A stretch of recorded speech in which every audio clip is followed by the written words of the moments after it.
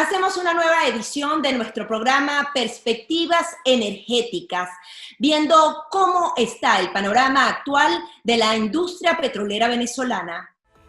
El colapso continuado de la industria petrolera se siente en los huesos de los venezolanos. Se vive la más cruda etapa de escasez de gasolina en Venezuela, ya no solo en el interior del país, sino ahora en la capital, Caracas. El régimen de Maduro pensó que podía manejar el poco inventario porque la pandemia deja a más del 85% de la población en sus casas. Pero es mucho más agudo el desabastecimiento. Se vieron forzados a hacer un racionamiento oficial. Culpan, una vez más, a Estados Unidos y sus recientes actividades militares en el Mar Caribe. Pero este problema viene de semanas atrás.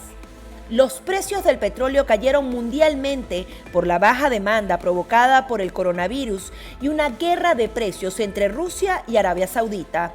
La realidad es que nadie quiere comprar petróleo venezolano. Hay mucho y muy barato como para arriesgarse a hacer esta compra. Mientras tanto, se anuncia el pasado 28 de marzo que Rosneft cesa sus actividades en Venezuela y transfiere sus activos a una empresa propiedad exclusiva del Estado ruso. ¿Cómo estamos ahora? El análisis a continuación.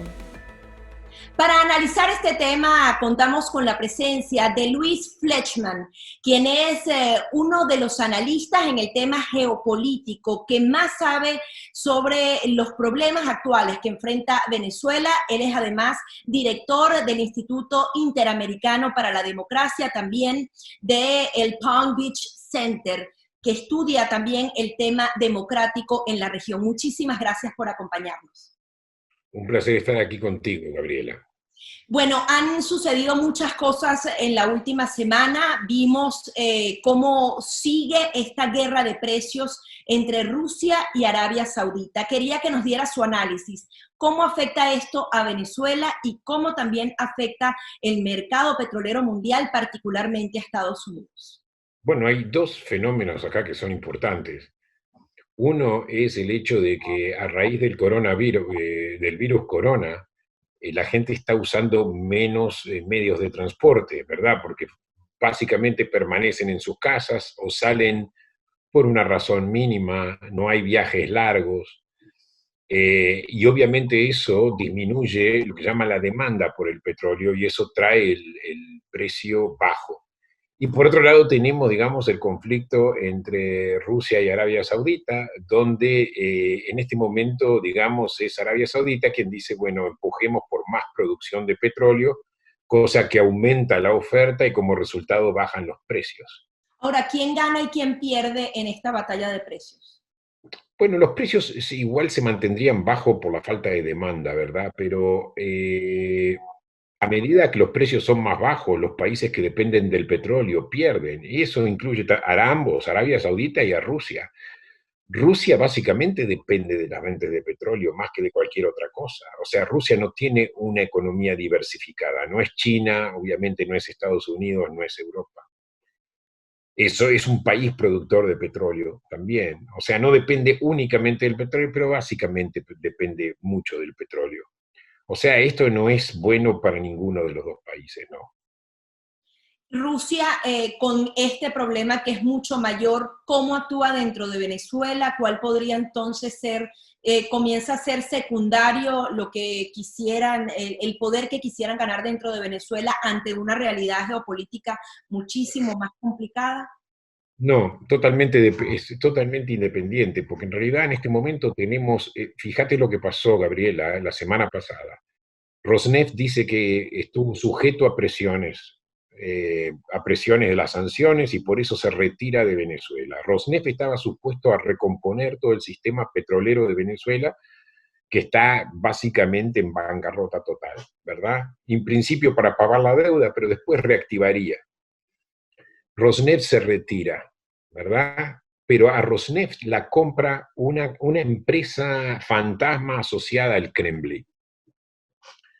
O sea que lo más probable es que Rusia vuelva con las actividades de Rosneft a Venezuela, porque el tema ya es un tema político, ya no es un tema de dinero. La razón por la cual Rusia tiene interés en reactivar el petróleo venezolano no es simplemente una cuestión de dinero, es simplemente reforzar el gobierno de Maduro. El hecho es de que esta empresa no tiene nombre, eso es lo raro. Nadie sabe qué es lo que es, ¿verdad? Pero habría una empresa ahí trabajando. Ahora, ¿cuánto tiempo va a llevar descubrir cuál es esa empresa? O sea, yo pienso que es una estrategia de patas cortas, por así decirlo, ¿verdad? En algún momento se va a descubrir y va a volver de vuelta a ser sujeta a sanciones. La idea es evitar las sanciones y por eso Rosneft se fue y por eso Rosneft vende su parte a esta empresa fantasma. O sea que Rosneft se quedaría bajo otro nombre, pero en un momento va a tener que, esta empresa no va a tardar en ser descubierta y se le aplicarían las sanciones. Otro de los temas que quería conversar con usted, usted hizo un libro titulado América Latina en la era post-Chávez y la amenaza de seguridad a Estados Unidos. Esa amenaza de seguridad se ha materializado más que nunca. Usted pudo presenciar esa rueda de prensa en la Casa Blanca y ahora este operativo militar prácticamente en las costas venezolanas. ¿Cuál es su apreciación? ¿Realmente Venezuela es un peligro para Estados Unidos y cuáles podrían ser las próximas acciones?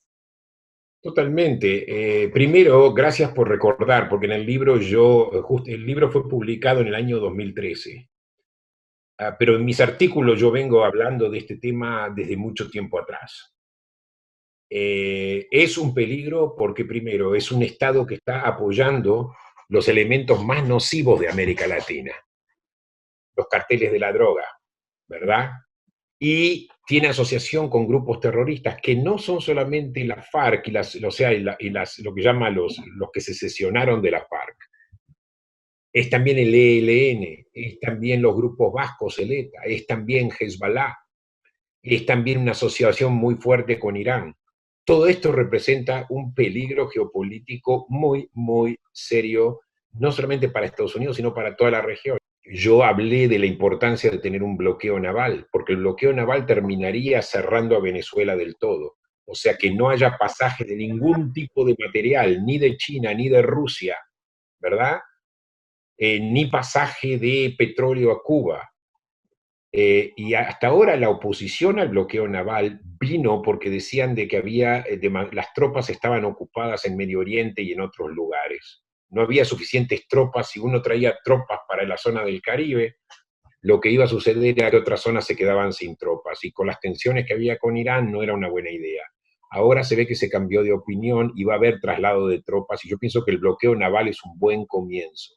Para usted, esta operación militar va a traducirse en un bloqueo naval en los próximos días. Y si no se traduce en un bloqueo naval, ¿en qué se va a traducir? ¿Para qué estarían las tropas ahí? Para atacar Venezuela no creo, porque en este momento no hay espíritu en Estados Unidos, no hay apoyo para una operación militar directa. Ahora, en principio lo que se dijo era que el movimiento de barcos era para combatir a los carteles de la droga, lo cual está bien. Pero obviamente que está bien, lo digo sin decir, no necesito decirlo siquiera. Pero yo pienso que tiene que moverse una etapa más arriba y tratar de bloquear el pasaje de cualquier tipo de mercadería, incluyendo el petróleo, o hacerlo en forma sumamente limitada con reglas muy especiales. ¿Cómo quedan las industrias petroleras estadounidenses que continúan dentro de Venezuela? ¿Ellos también podrían sacar petróleo? ¿Cómo se ve afectado todo este movimiento de los últimos días? La salida de Rosneft, estos operativos militares. Yo pienso que empresas como Chevron y otras empresas americanas que están operando en Venezuela, yo pienso que obviamente afecta los ingresos que ellos reciben de Venezuela. Eso sin lugar a duda. Pero no creo que es buena idea de que se retiren, de que las sanciones se apliquen hasta tal punto de que obliguen a la Chevron y a otras empresas petroleras norteamericanas a salir de Venezuela, porque hay que pensar en el tema de la transición.